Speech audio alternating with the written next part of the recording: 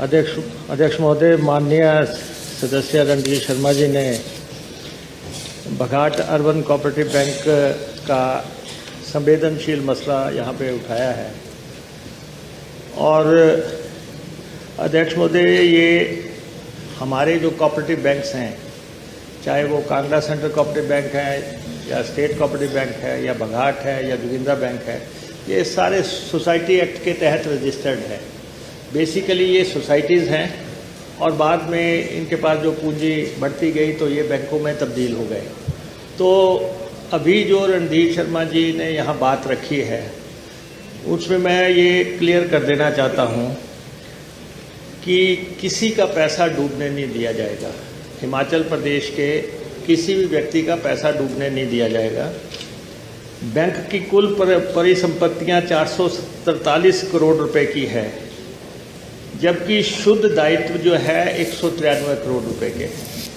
तो हमारे पास इतनी संपत्तियां और फिक्स डिपॉजिट या दूसरे एसेट्स है जो कि लोगों के पैसे को दिए जाने की स्थिति में हम लोग हैं।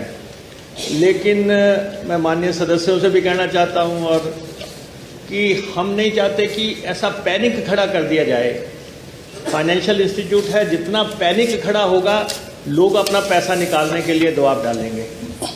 इसलिए रिजर्व बैंक ने ये किया है कि पैसा ना निकले तो अभी फ़िलहाल 10,000 रुपया निकालने का प्रावधान है।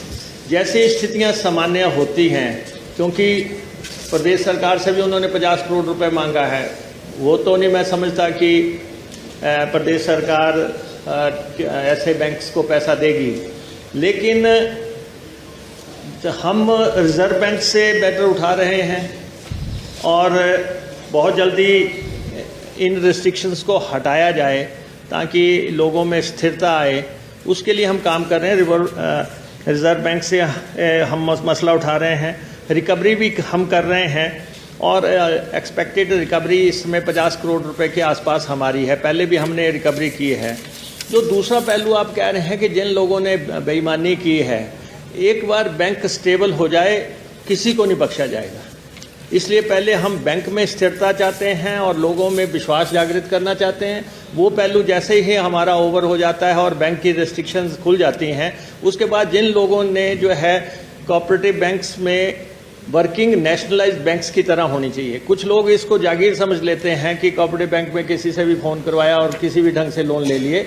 ये व्यवस्था हमें रोकनी पड़ेगी और इसलिए मैं माननीय सदस्यों को विश्वास दिलाना चाहता हूं कि स्थितियां हमारे नियंत्रण में है। हम सब नियंत्रण कर लेंगे। जिस चीज़ को आप रेफ़र कर रहे हैं कि जिन लोगों ने लोन डिस्पर्स किए वापस करने की स्थिति में नहीं है, उनको हम अलग से डील करेंगे। लेकिन 80,000 लोगों का पैसा सुरक्षित रहे, बैंक की पूंजियां सुरक्षित रहें और रिजर्व बैंक हमारे बैंक में विश्वास कायम कर ले, उस पर पहले हम काम कर रहे हैं।